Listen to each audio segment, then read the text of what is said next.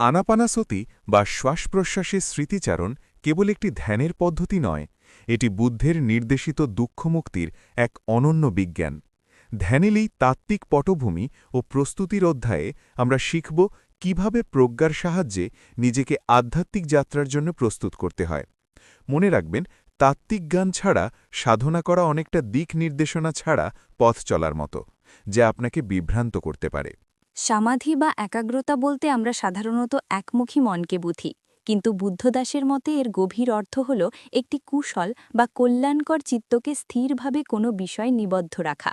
যদি আপনার মন অকুশল বা কলুষিত চিন্তায় মগ্ন থাকে, তবে তাকে মিথ্যা একাগ্রতা বা রং সমাধি বলা হয়।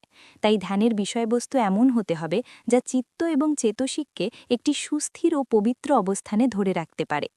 একাগ্রতার মূল ভিত্তি হল চারটি স্তম্ভ: স্থিরতা, বিক্ষেপহীনতা, প্রশান্তি এবং সুখ। বিশেষ করে সুখ হল একাগ্রতার সবচেয়ে নিকটবর্তী কারণ।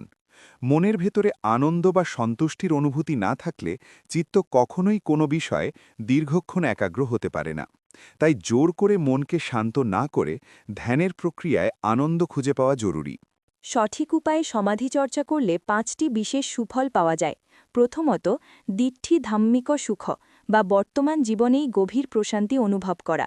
দ্বিতীয়ত, বিপশ্যনা বা প্রজ্ঞা অর্জন, যা বস্তুর অনিত্য ও অনাত্মা প্রকৃতি বুঝতে সাহায্য করে। তৃতীয়ত, ঋদ্ধি বা বিশেষ অলৌকিক শক্তি অর্জন, তবে এতে আসক্তির বিপদ থাকে।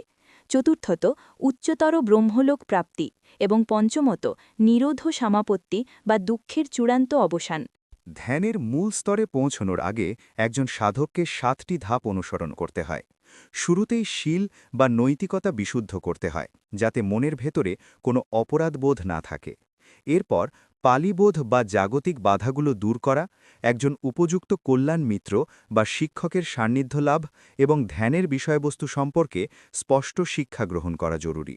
সবশেষে উপযুক্ত বাসস্থান নির্বাচন এবং ক্ষুদ্র বাধাগুলো দূর করে সাধনা শুরু করতে হয়। ধ্যানের পথে কল্যাণ মিত্র বা শিক্ষক হলেন আপনার প্রধান পথপ্রদর্শক। এই সম্পর্কটি হতে হবে গভীর শ্রদ্ধা ও আস্থার। প্রাচীন পদ্ধতিতে শিক্ষক এবং শিষ্য একটি গাছের দুই পাশে বিপরীতমুখী হয়ে বসতেন, যাতে সরাসরি দৃষ্টির সংযোগ একাগ্রতায় ব্যাঘাত না ঘটায়। এই পদ্ধতিটি আমাদের শেখায় যে প্রথাগত আড়ম্বরের চেয়ে নিরিবিলি পরিবেশে ধৈর্য ও সতর্কতার সাথে শিক্ষা গ্রহণ করাই শ্রেয়। বৌদ্ধ দর্শনে মনকে স্থির করার জন্য 40টি ভিন্ন ভিন্ন বিষয় বা কর্মস্থান রয়েছে। এর মধ্যে 10টি কশিন, যেমন মাটি, জল, আগুন; 10টি অশুভ বা মৃতদেহের অবস্থা নিয়ে চিন্তা; এবং 10টি অনুস্মৃতি রয়েছে। এছাড়াও ব্রহ্মবিহার ও অরূপ ধ্যানের মতো বিষয়গুলো রয়েছে। তবে এই দীর্ঘ তালিকার মধ্যে 29 নম্বর বিষয়বস্তু অর্থাৎ আনাপানাসতি বা শ্বাস-প্রশ্বাসের গুরুত্ব সবচেয়ে বেশি। আনাপানাসতিকে শ্রেষ্ঠ বলার কারণ হল এর সুফলের পরিধি অত্যন্ত বিস্তৃত। এটি কেবল একাগ্রতাই বাড়ায় না, বরং স্মৃতি ও সচেতনতা বা সতি সমজ্ঞান বৃদ্ধিতে সরাসরি কাজ করে। অন্য অনেক ধ্যান কেবল একাগ্রতার স্তরে থেমে গেলেও শ্বাস-প্রশ্বাসের ধ্যান সরাসরি আশ্রবক ক্ষয় বা দুঃখের চূড়ান্ত বিনাশ পর্যন্ত নিয়ে যায়। এটি কোনো অপ্রয়োজনীয় অলৌকিক শক্তির পেছনে না ছুটে সরাসরি মুক্তির পথে নিয়ে যায়। অন্যান্য ধ্যানের বিষয়বস্তু, যেমন মৃতদেহ নিয়ে চিন্তা বা অশুভ ধ্যান, অনেকের কাছে ভীতিপ্রদ বা প্রতিকূল মনে হতে পারে। কিন্তু আনাপানাসতি অত্যন্ত শান্ত, শীতল এবং আরামদায়ক। এটি শুরু থেকে নির্বাণ পর্যন্ত পৌঁছনোর জন্য একটি নির্ভরযোগ্য বাহন, এবং বুদ্ধ নিজেই একে সবার জন্য উপযুক্ত বলে প্রশংসা করেছেন। এটি মনকে ক্লান্ত না করে বরং সতেজ ও প্রফুল্ল রাখে। মনকে ধ্যানে অভ্যস্ত করার জন্য একটি চমৎকার উপমা রয়েছে। মন হল একটি অবাধ্য বাছুর, আর জাগতিক বিষয়গুলো হল তার মা বা গাভী।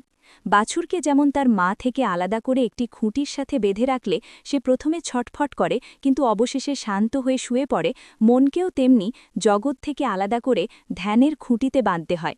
এর জন্য অরণ্য বা জনমানবহীন শূন্যাবার সবচেয়ে আদর্শ পরিবেশ। ধ্যানের জন্য শারীরিক ভঙ্গি অত্যন্ত গুরুত্বপূর্ণ। বুদ্ধ পদ্মাসনের কথা বলেছেন। এর 2টি রূপ আছে: অর্থপদ্মাসন বা সহজ ভঙ্গি এবং পূর্ণ পদ্মাসন, যাকে হীরক বা ডায়মন্ড সমাধি ভঙ্গি বলা হয়। এই ভঙ্গিতে বসলে রক্ত এবং বায়ু সঞ্চালন স্বাভাবিক থাকে এবং শরীর দীর্ঘক্ষণ স্থির থাকে। এটি আপনাকে ধ্যানের সময় ঘুমিয়ে পড়া বা হঠাৎ তন্দ্রাচ্ছন্ন হওয়া থেকে রক্ষা করে। ধ্যানের সময় মেরুদণ্ডকে একটি লৌহ দণ্ডের মতো সোজা রাখা প্রয়োজন। মেরুদণ্ডের হাড়গুলো সঠিকভাবে বিন্যস্ত থাকলে শরীরে শক্তির প্রবাহ সহজ হয় এবং কোনো শারীরিক কষ্ট ছাড়াই অনেকক্ষণ বসে থাকা যায়। বুদ্ধদাসের মতে সোজা শরীর সোজা মন গঠন করতে সাহায্য করে, যা আমাদের বিলাসিতা বা অতিরিক্ত কষ্ট কোনো দিকেই ঝুঁকে পড়তে দেয় না।